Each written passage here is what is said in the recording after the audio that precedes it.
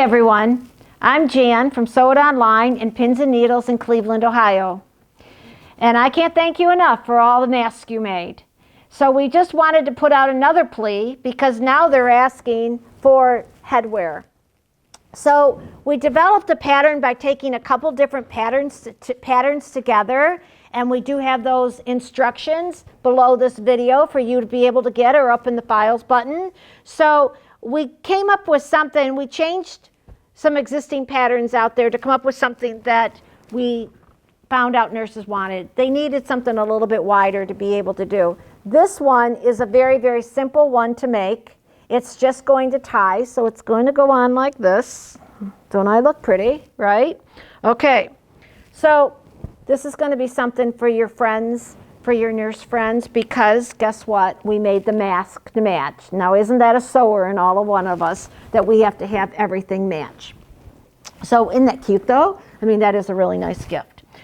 So the first thing we're going to do is cut it out, and in a half a yard of fabric, you can make one of these caps. In 5/8 of a yard of fabric, you have enough to be able to do the mask to match. So 5/8 of a yard is going to be able to do it.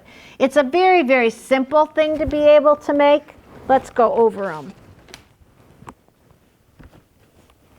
I've done mine in different colors because I think it's easier for you to be able to see online what I'm doing through a video. So first of all, what we're done is we took,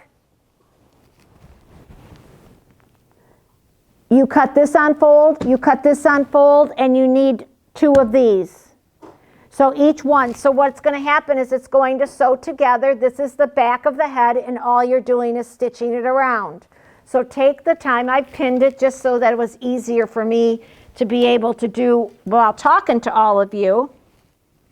And I think if you put the bottom, because that one kind of gathers in a little bit more, put that along the feed dogs of your serger and let that gather in just a little bit more. So I wouldn't bother with pins very often, but since I'm going on a curve and you're all watching me, I took and pinned it down. I want you to see how fast these are being made though. But do you see how that's curving right on in there? Again, with my feed dogs, doing all the work for me on my serger. Can you make this on your sewing machine? Oh heavens, yes. Can I do it faster? Oh yes. Make sure you take out those pins before you hit that knife. I don't use pins a lot in serging myself, but when you're on camera, you do different stuff, let me tell you. I'm sure going to be mad I didn't bring my magnetic pin cushion next to me though, because all these pins are down here on the ground. Okay. How easy is that? All in there, all serged, all around those curves. So don't be afraid of your serger. It's going to do a great job on that to be able to do that for you and to ease that right on in. So now I've sewed 2 of them, and I've got that one sewn together. And if you found something that wasn't quite as tight as what you wanted to be, just run back on it, but I think we're fine. So now all we're going to do is to put the 2 pieces together. And having these 2 pieces together, so I've sewed the inside lining and I've sewed the outside. There's no difference in the 2 of them.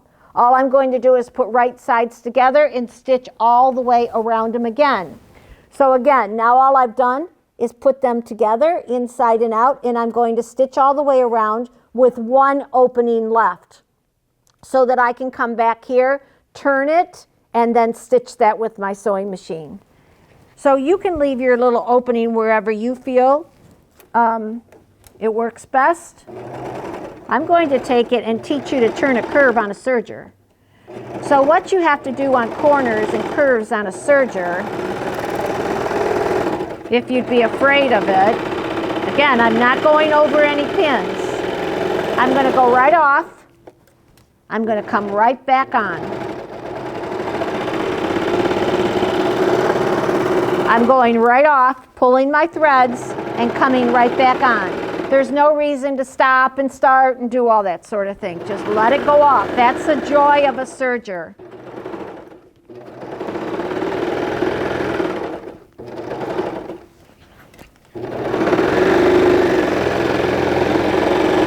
These are going to be faster than masks. And I just received a call a few minutes ago from our local hospital, and they're asking for children's masks now. So especially for maybe your Rainbows children, your hospitals that are serving the young.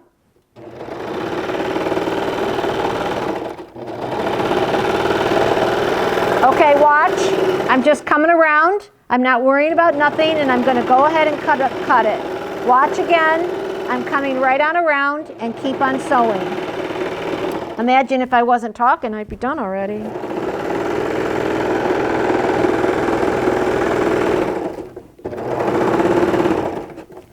I'm going to go a little bit past that seam, and I'm going to go off my material, cut my threads. So I went all the way around the 2 layers of the mask together. All I have to do now is reach inside and pull it all out right sides together. Once you get this all right sides together, you're going to have to sew up that little back seam. That's all we have to do now. So I think you get this part, probably pulling these little guys here. If you have a loop turner, I didn't bring one back with me, it's going to help you turn that a little bit easier. So turn it all the way around. Where's my mask? Oh, turn it all the way around, flip it, and then I top stitched it all the way around with a regular sewing machine just to make it look really nice. And then I just turned this under and turned it under and top stitched it. So once that gets turned under and turned under, you're going to run your sewing machine up and down and all the way around and come on back, and you're 100% done.